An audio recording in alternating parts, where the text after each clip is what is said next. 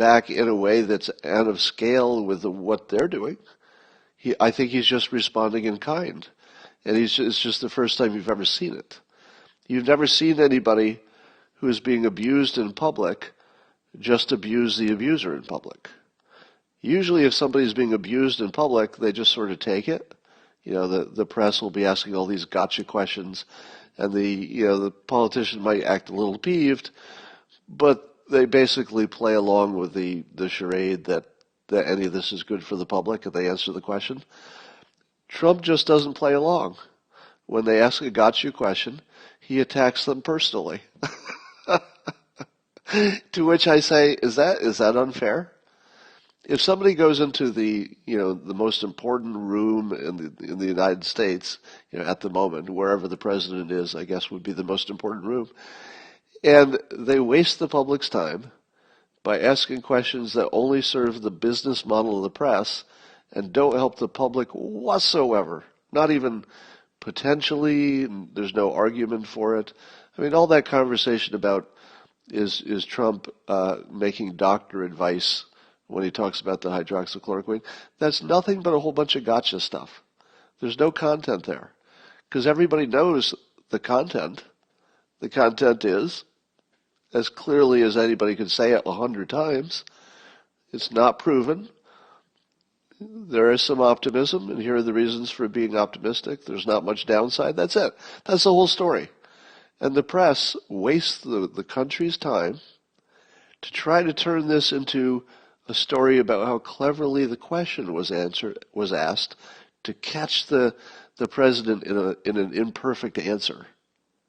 Do you want to watch that? Is that why you turned on the TV, to get information about the coronavirus crisis?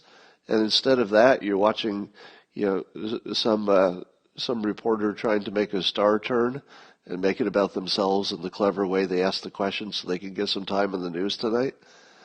I want to see the president absolutely eviscerate them in public, which is what he does. He just, in front of the whole public, he just tells the world that you're a piece of crap and you're wasting everybody's time.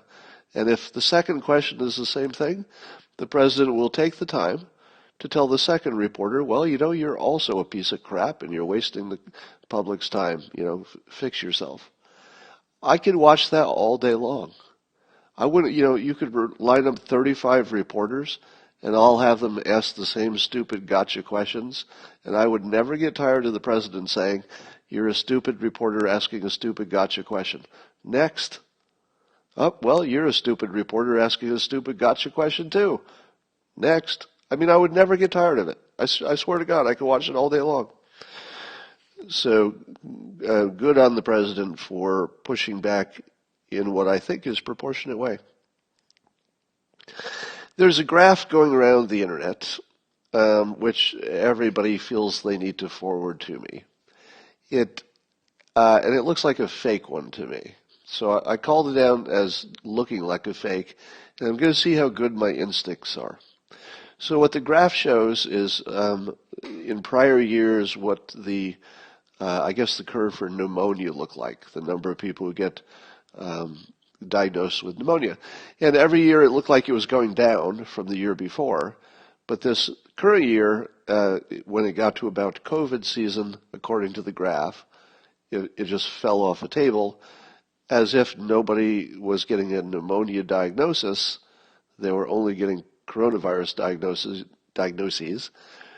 And the implication of the graph, which I believe is not real, I think it's a fake data, but we'll find out. That's the fun part, is finding out. And the point of it is that it seems to indicate that the coronavirus is not so bad, and all people are doing is interpreting regular pneumonia as coronavirus, because they're not doing a real check to find out why somebody died. And so the thinking is that the coronavirus is just over-categorized, over-counted. So here's the thing. Here's what I think is sketchy about it. It refers to a source, but it doesn't link to a source. If you see a graph that's that provocative, and on the graph it says, here's the link, but it's just described. It's not an actual link you can click and go look at. And you can't even really easily type it in because it's like a long link, a URL. You wouldn't really type that in. So, yeah, I'm seeing other people say fake graph. So hint number one is it mentions a source, but it doesn't link to it. In 2020, if you mention a source and don't link to it, it's probably fake, right? Secondly, it's too on the nose. Have you ever heard that phrase? It's a sort of a Hollywood scriptwriter phrase. That's the first place I heard it. Where you're writing a script and then you write something into the script that's just a little too perfect. It's like, oh, yeah, that's a pretty big coincidence. That doesn't look real at all. That's called being too on the nose. It's so perfect, it can't be real. So when they show this graph and all the other lines are, conforming really well, and then this one goes blah, blah, blah, and then it just drops straight down, that's a little too on the nose, right? That's a little too exactly what the message is trying to be. Now, that doesn't mean it's false. I mean, that by itself, because sometimes data is surprising. But you start putting it together, it's like, okay, it's a little too on the nose, and it doesn't have a clickable link. I say fake. So I'm seeing different opinions here. Some of you think it's fake, some of you think it's real. Maybe somebody can give me an idea. The first person I saw who I know to be credible from other comments said he looked at the graph and then looked at the source it's supposed to be from, and it doesn't seem to match. But that was just, the first person who commented. So beware of graphs with no clickable link. I would think 75% of those are fake, just in general. It doesn't mean that one is, but it might be. Once again, I put on my headphones and started Periscope without clicking the option for you to ask questions. So my plan for filling this hour with questions that you ask me live is once again ruined by the oddity of this user interface, which doesn't let me do things in the order that I think I want to do them. The order that I want to do them is I wanted to start it up and then invite people in, but apparently I have to invite people in and then start it up. But it's too late to go back now. So, how about those apples? A lot of stories on Facebook of survivors who took the hydroxychloroquine. So yeah, and I just saw a story on Laura Ingram's show in which a Democratic politician said that the hydroxychloroquine probably saved her life. Here's a problem with every one of those stories. They're a thing called anecdotal. There's a reason that anecdotal has its own word, and it's not the same word as scientifically demonstrated or clinical trials. Anecdotal is never reliable. It can be true, but you can't rely on it. There's no information really being transmitted with anecdotal stuff. There's only the possibility of information. So anecdotal information can tell you where to look. It can tell you, well, it might be a good idea to do a study on this. But by itself, it doesn't tell you stuff. So just keep that in mind. I suppose everybody's saying the same thing, but you can't be reminded of that enough. So I put very low credibility in the individual reports of people who say, I took the drug and an hour later I was already feeling better. And by the way, I have heard those stories. I have very much heard the stories from, even personally, I've heard at least one story of somebody who took it and it seemed to turn things around so quickly that it was hard not to attribute it to the drug because the timing was just, it would have been a coincidence if things turned around at exactly that time. So I think there's a good chance. There's a good chance it works. I think India decided to open up and allow us to buy some from India because that's one of our biggest sources.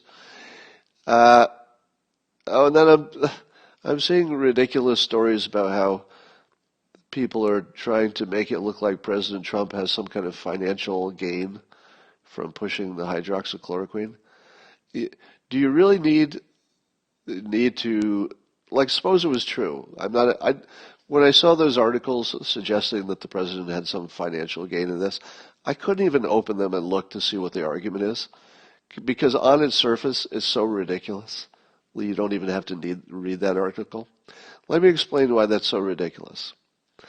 The idea is that the president is acting in a way that, even without reading the article, I'm assuming this is what it's about, that pushing this drug, somehow he has some direct or indirect financial interest in the company, and really it's just a big old trick to pump up the value of this stock, and somehow he'd gain from that, or his friends would, or something.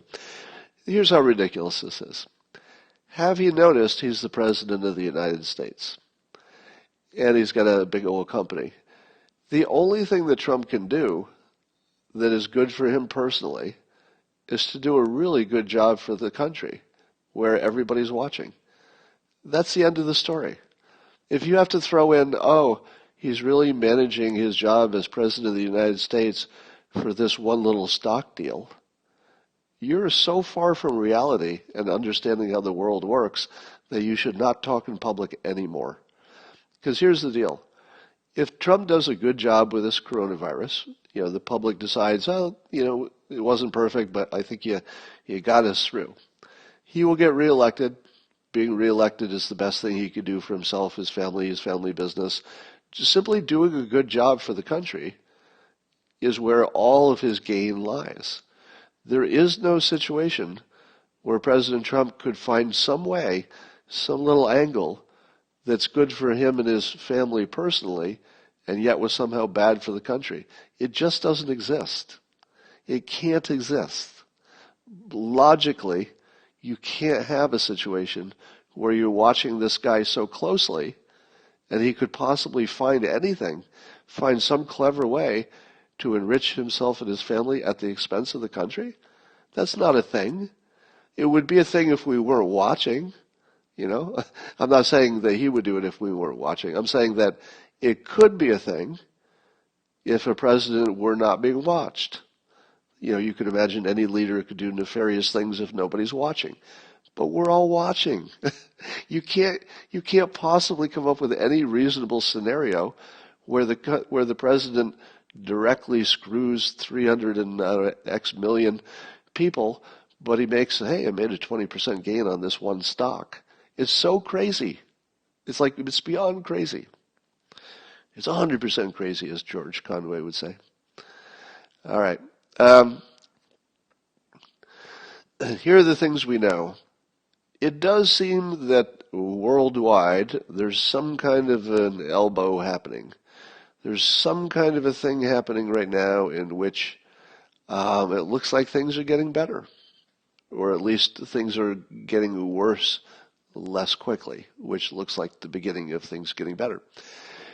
And I will remind you what I told you, that if it looks like you get a report that hydroxychloroquine is working, you better own some stocks, because 2 days in a row, that's a lot of green.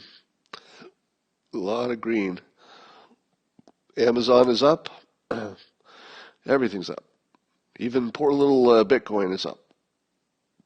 Wow, things are up a lot. So yesterday, I think, was that day. I warned you that you would not want to not own stocks on the day that somebody says, this hydroxychloroquine looks like it's working. And sure enough, yesterday was that day. I mean, we've had lots of hints, but I feel like the weight of the hints didn't become significant until yesterday. Wouldn't you say? Wouldn't you say that yesterday was sort of the moment that the whole country started to say, maybe it does work. Now, I think what we needed to see was more anecdotal stories, because they're convincing even though they're not scientifically valid. But on top of that, we needed to see that the curve was changing, because you wouldn't believe that the drug worked unless it was actually showing a change in the curve, and I think New York City is starting to demonstrate that. And I think the news in the coming weeks will be mostly about hospitals that are not over capacity. So I think that's it. I'm seeing many questions about what I think of Dr. Shiva's opinion on this, and I have not followed it, so I don't have an opinion on that. So you can stop asking because I don't know his opinion. Um, so here's the deal. I think we've entered the period where things are going to get better. Now the big question is going to be how to get back to work. And um,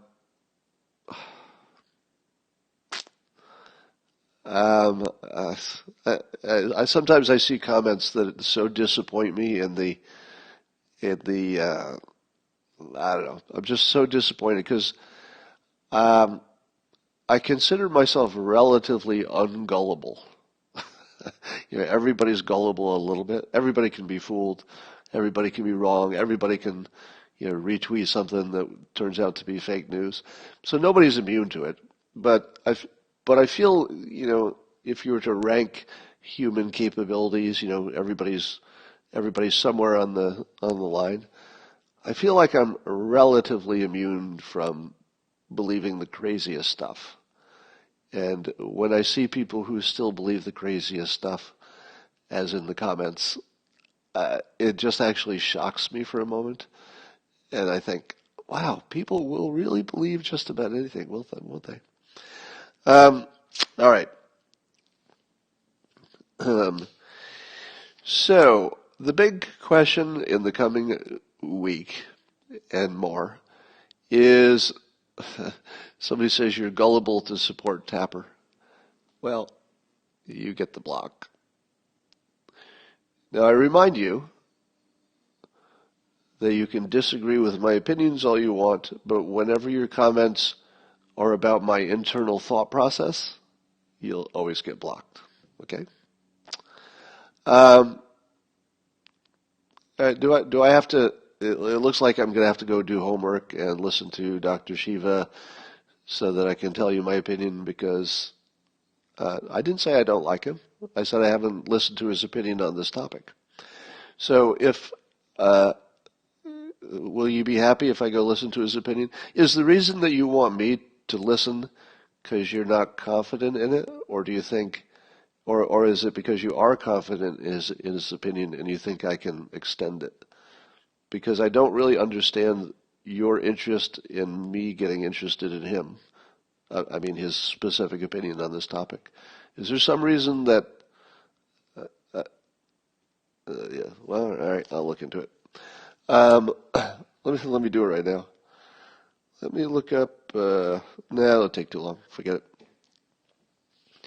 it. So anyway, I tweeted this question, this survey. I said, how many net lives would you accept as lost? How many extra people would you be willing to see die in order to reopen the economy?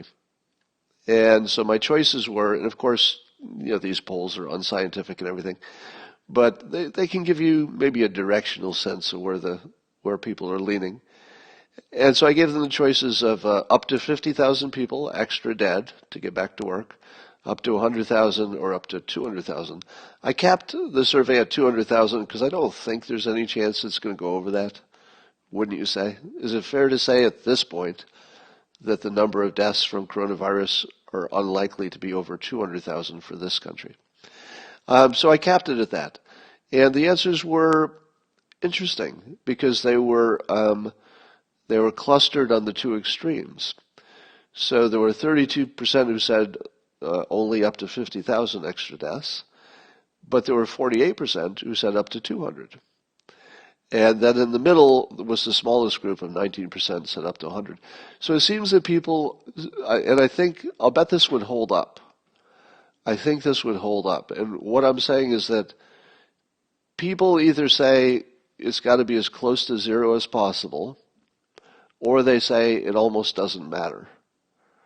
Those seem to be the views. I don't think people are going to be able to fine-tune where it is in that range.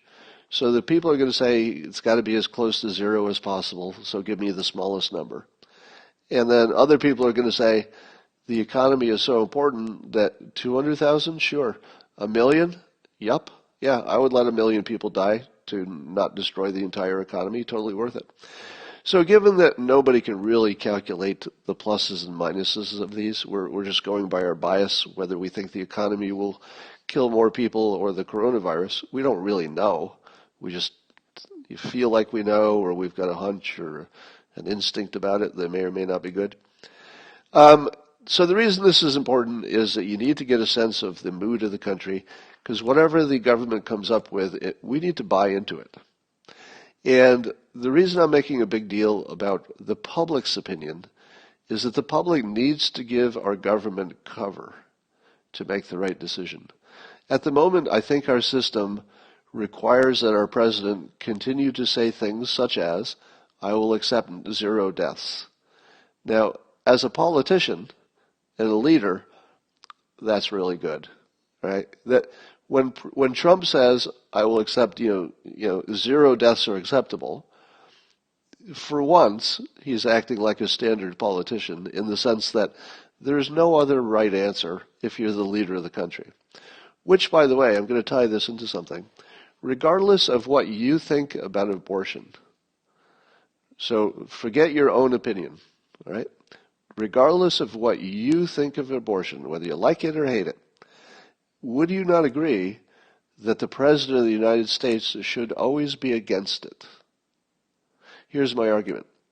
Because you want the President of the United States to say, in every case, no matter what, if there's a gray area, I'm in favor of maximizing saving American lives. That will restrict it to America because it's an American political question. Would you ever want a president, no matter, and again, regardless of your own views, so independent of what you think, would you ever be comfortable with a president who said, look, I think there is a case. It seems like a little gray area to a lot of people in the country, or a big gray area to a lot of people in the country. But as your leader, yeah, I think that this class of people, according to this number of the public, who would consider the unborn real people, that, my opinion is that they can die. Now, regardless of whether you think abortion is a good idea or a bad idea, my opinion is that the leader of the country, the one who has the most impact in leadership, needs to always be on the side of maximum life, even if it's not practical.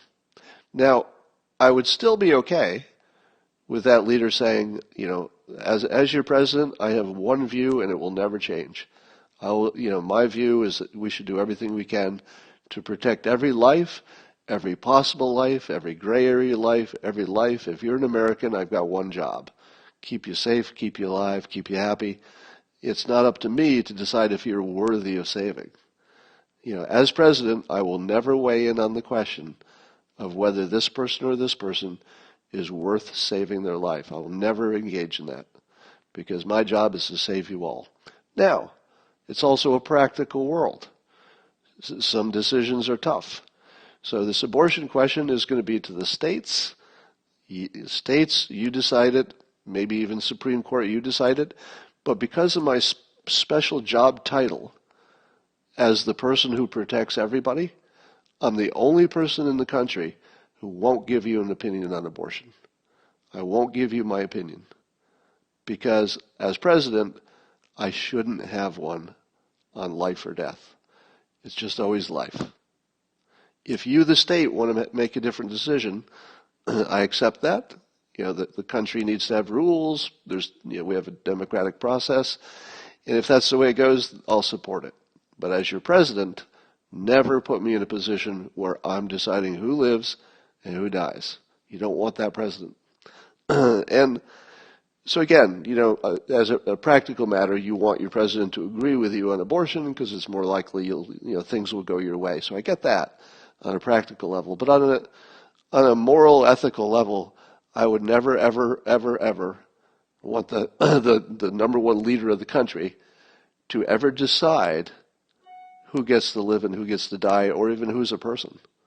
It just shouldn't be that person's decision ever. So, that said, that to my point that the public needs to tell Trump what we're comfortable with in the life or death situation. So some things need to come from the leader, and sometimes the leader just needs to tell the country where we're going, and that's your best process. There are lots of cases, certainly with the commander-in-chief situation, where you just need the leader to just tell you which way you're marching, and then if you're being smart about it, you follow the leader because that's just your best system in some situations. This is not one of them. This is a situation in which the leader is necessarily handicapped, and you want him to be. You don't want to change that. Because again, you don't want your president to decide who's worthy of life and death. I do not want the leader, the number one leader of the country, to stand in front of the world and say, I think that I'm going to favor the people who want to get back to work, and I'm going to let 50,000 grandmothers die. Shouldn't be his decision. It shouldn't be in his job description, even though it has to be, right? Ultimately, he has to make the decision. You can't change that. But I think we need to give him some cover. And this is not about Trump. It's just about whoever is president. The citizens need to give the leader some cover. And what I mean by that is that we need to really wrestle with this question of what we're willing to accept collectively as a risk to get back to work. So we as non-politicians can say this, and watch me say it right out loud. And I can only say this because I'm not president. If I were president, I'd just shut my mouth. But let me say it as a citizen. Somewhere at around less than 50,000 extra deaths over the course of the year, I would be comfortable with the trade-offs to get us back to work. So that's my number.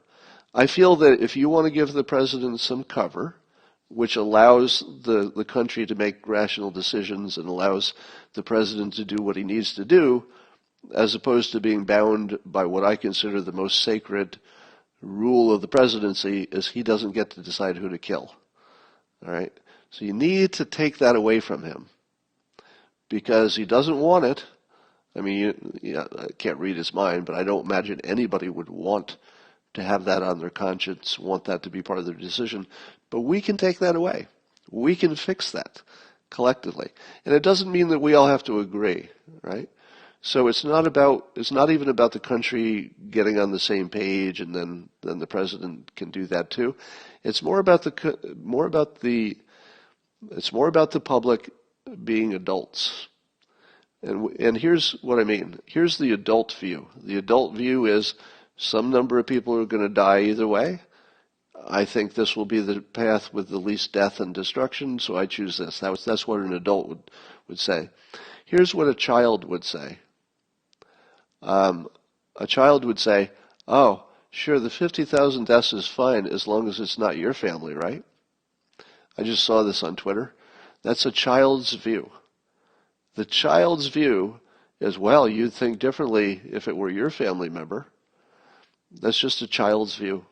I'm not even going to tell you what's wrong with it, except that it's not an adult opinion. So to the extent we can, let us see if we can shame the child opinions to the sidelines. The old, well, you'd feel differently if it was your mother. Yeah, of course I would. That's not new information. But we're adults. We're going to make decisions, and it might be my family member who gets killed who's in the 50,000. It might be yours. Nobody wants that. We still got to get back to work. So I put down my stake under 50,000 because I think we can do that. My guess is if you netted out the lives that have been saved, and then you add in maybe there's more domestic abuse, unfortunately. So if you do the full net of how many people died because of the economy taking a hit, if you netted it all up, 50,000 is where I'm comfortable. Not happy. Nobody's happy, right, about 50,000 people dying. But there is a point where you just say, all right, got to be adult. Time to make an adult choice. Time to grow up. Time to get on the team. Time to do what's good for the country. Time to take some sacrifice for the country.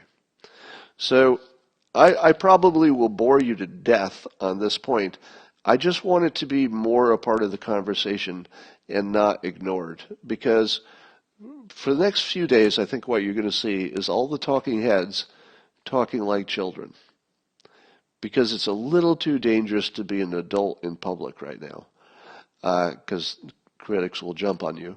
But what I'd like to see is in the next week, I want you to see if at least the public pundits and the opinion people, I want you to see if I can get them to shift a little bit from talking about the question of, orange man bad, orange man good, and stuff like that, to we are going to have to make a decision about people dying. And let's see if we can even have that conversation and, are we even capable of talking about it in public? So I'd like to, this week, I would like to see the public pundits be able to give a number and say, there's no way around this. There's going to be a number on the number of people who die. There's going to be a number. So if you're not willing to say your number out loud, you shouldn't be in the conversation. Now, maybe if this next week people want to still be children and say, well, let's kill nobody. Well, I'm not going to do anything that would kill my grandma. Let's see if we can reduce that opinion and get people to, if it means 50,000 or 100,000, this is where I'm comfortable. And it's not until all of us have at least given our number that the president is safe. Because if we've all given our number, then he can say, all right, given all this input, this is where the country is, this is, the mood of the room. I can now pick from that palette of options that the country has given me. But what you don't want is your president out there naked. He's got a blank canvas, and then he just puts his finger in the middle of the canvas and says, that's my number of people I'm going to kill to get the economy back up so I can get elected. That's what it's going to look like, right? It's going to look like the president decided to kill however many people so he could get reelected. That's how it's going to be spun. So if you want to take that risk away from your leader so he can make a decision that makes sense for the country, give a number. Commit. You don't have to be right, but at least make it safe for other people to give a number. You got to make it safe. Here's a little persuasion rule that is sort of implied in what I'm saying, but I'm going to say it explicitly. People can get used to almost anything. People can get used to almost anything. So the first time you hear, hey Bob, you're going to have to make a decision. Are 100,000 people going to die? It's up to you. Do you want 100,000 people to die? Well, the first time you're presented with this decision, where you put yourself in the president's shoes and you say, okay, am I going to let 50,000 people die that might not have died in other situations? The first time that you have to go through that thought process is jarring, and you're going to want to just change the subject. But you need to kind of get used to it. Because it's not until we can comfortably say 50,000 or 100,000 out loud in public, just to show we can even talk about the topic, just to show we're no longer shocked by it. We're going to have to acclimate ourselves to being able to talk about these big numbers, just so psychologically we can get to the other side. So I'll be priming the pump for that. What else is happening that you care about besides Dr. Shiva?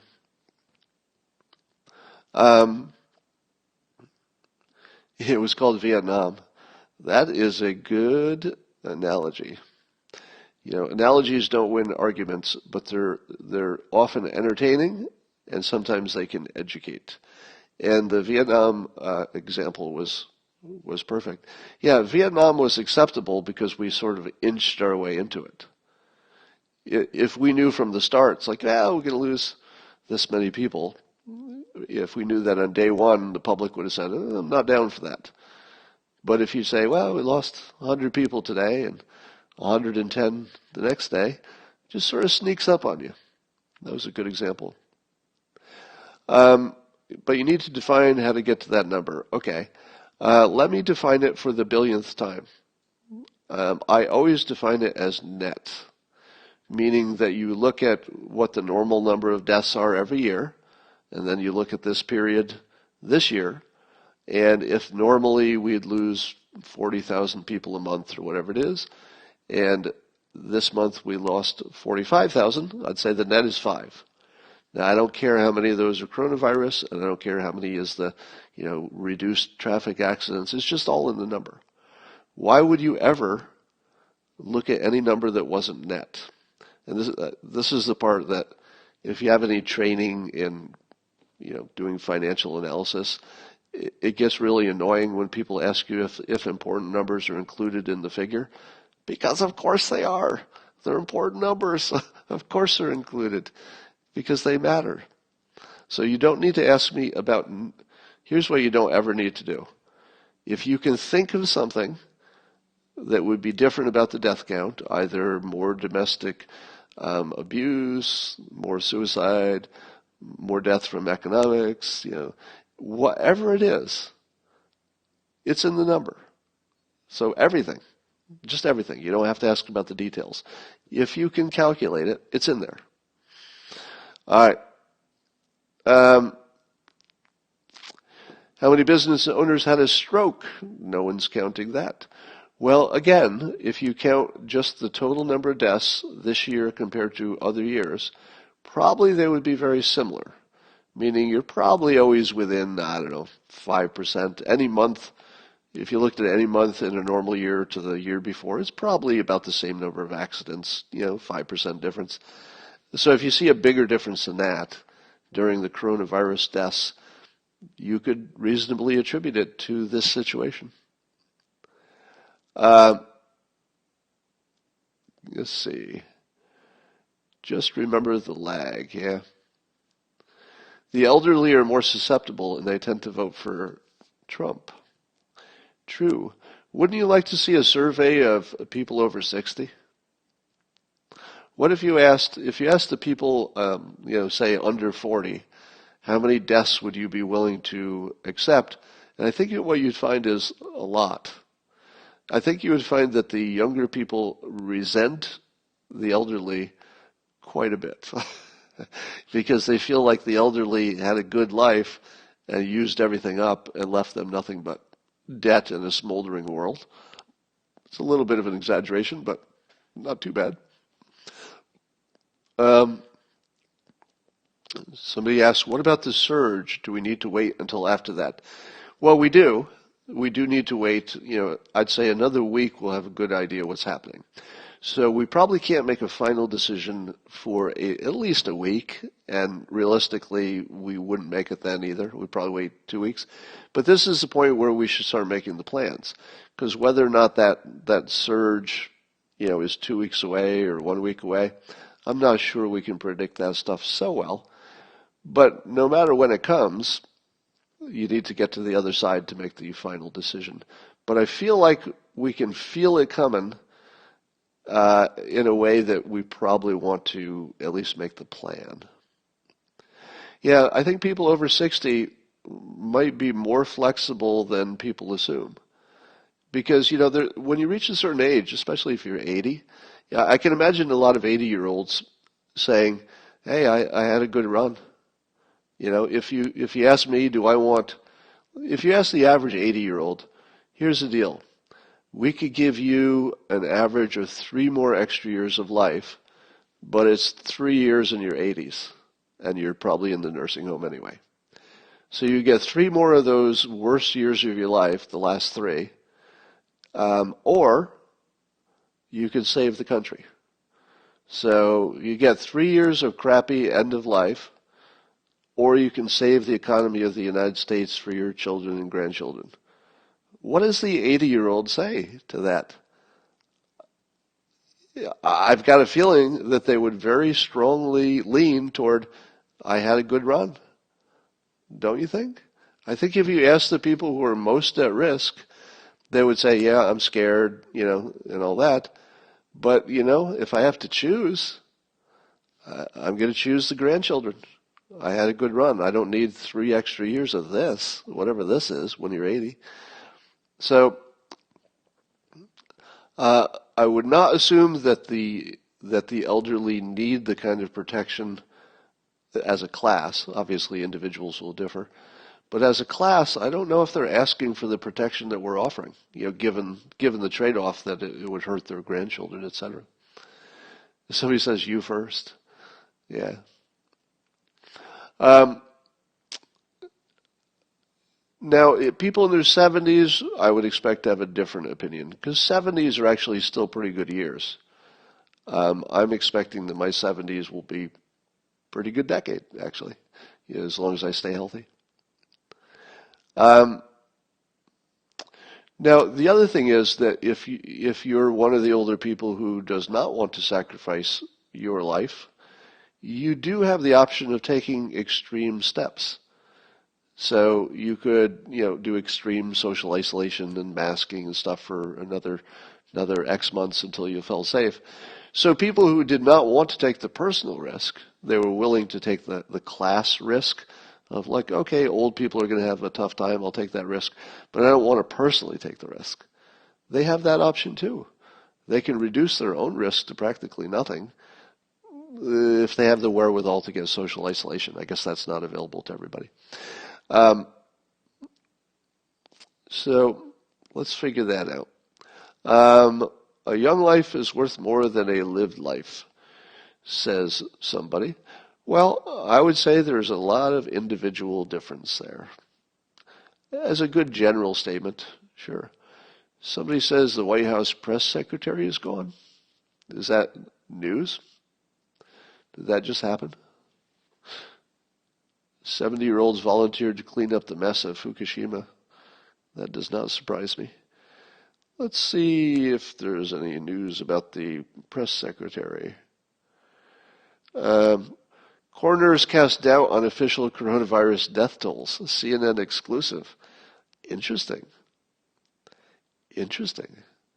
Let me just see what the headline is. Coroners, yeah, because nobody's really testing them to see if they died from the coronavirus. So apparently there's just a mess with the reporting it. So that's why I come out to you have to look at just the total average deaths in the country year to year, because I think that's the only thing that's going to tell us what's going on. Somebody says, I'm 61, not ready to go, still working in essential job. Well, for the people who, it seems to me that, let me ask you this. So to the person who is 61, who works an essential job and definitely doesn't want to die, which I certainly understand, would you feel more comfortable if they gave you the Z-Pack, hydroxychloroquine, if they gave it to you as a preventative for a few months during the worst of the coronavirus, would you feel comfortable going back to work? Assuming you did all your social isolating and your masking and stuff, would that make you comfortable enough if you just knew that you had that drug in you? Now, my understanding is it doesn't prevent you from getting it. Maybe it does, but I don't think that's been demonstrated, even anecdotally. The reason you would have it is that if you got the infection, it would already be in your system, so it would be Fauci is 80? Is he? Fauci isn't 80, is he? He's in great shape if he's 80.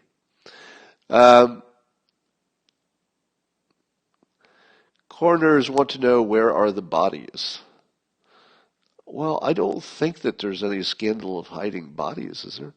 Didn't you just hear that, wasn't it one of the parks in New York City was going to be dug up for temporary mass graves? Do we do that every year with the regular flu? Do we build mass temporary graves in Central Park? There's something going on here. You can die with the virus, but not from the virus, says somebody. All right, yeah, so people are saying yes, that they would feel comfortable going back.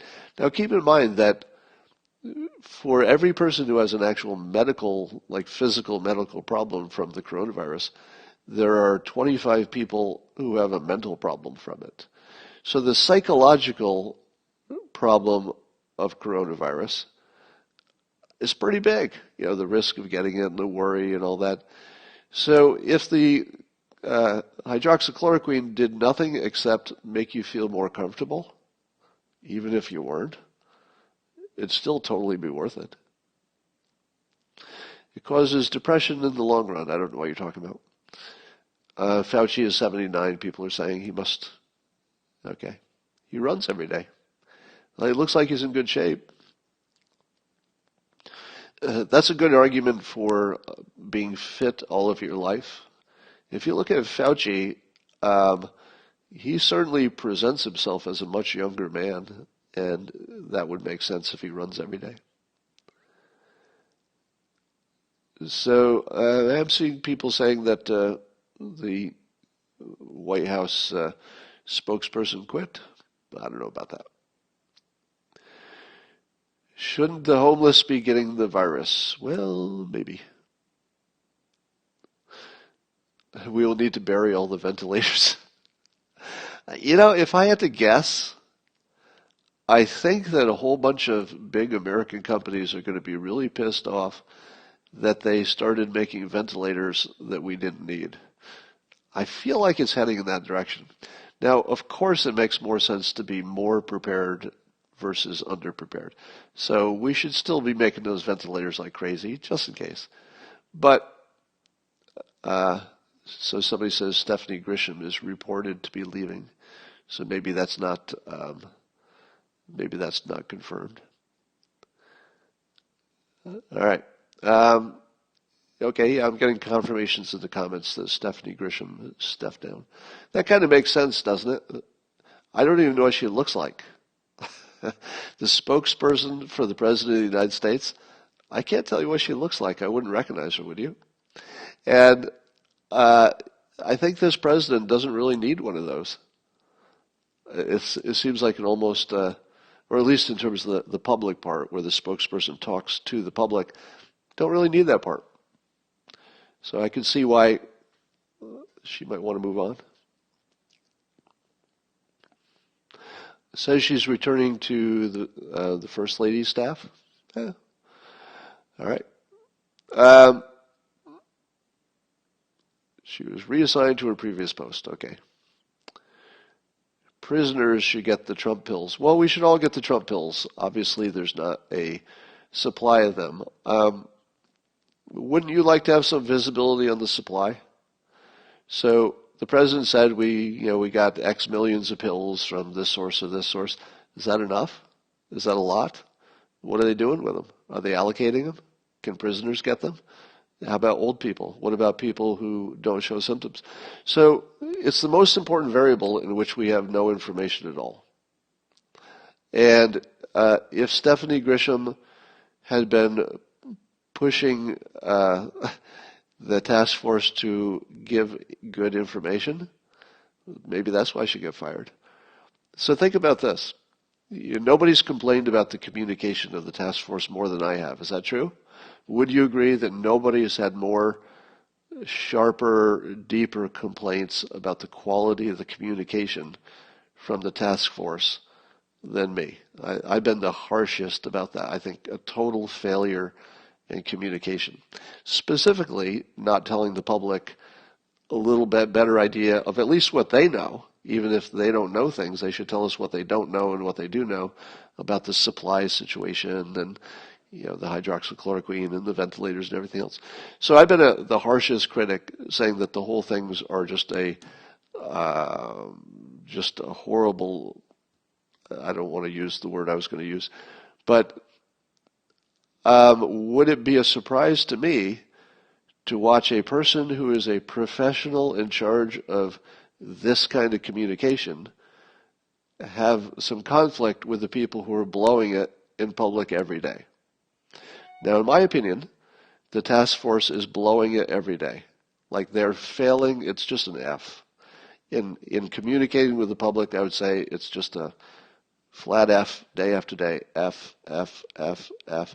It's always the same reason. It's not that the president isn't entertaining. It's not that he doesn't get good ratings. It's not that the public doesn't enjoy it. It's not that we don't learn things, because we do. And it educates us about, how to socially isolate and all that. So there are lots of value to the task force presentations. I watch most of them. So I would say the value is very high. But the skill in terms of the primary message, which is inform the public of the useful information, that's just an F. So imagine you're the professional who's most identified with the messages coming out of the White House. You don't get to change how they do it, because obviously they're not listening to her, wouldn't you say? I mean, I don't think anybody was listening to her opinion.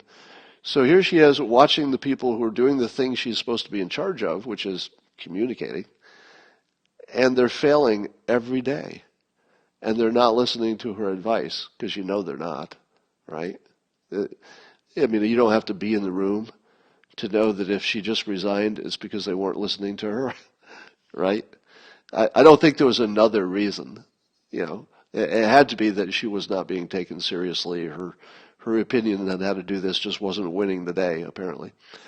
So, yeah, if I were her, I think I would have quit.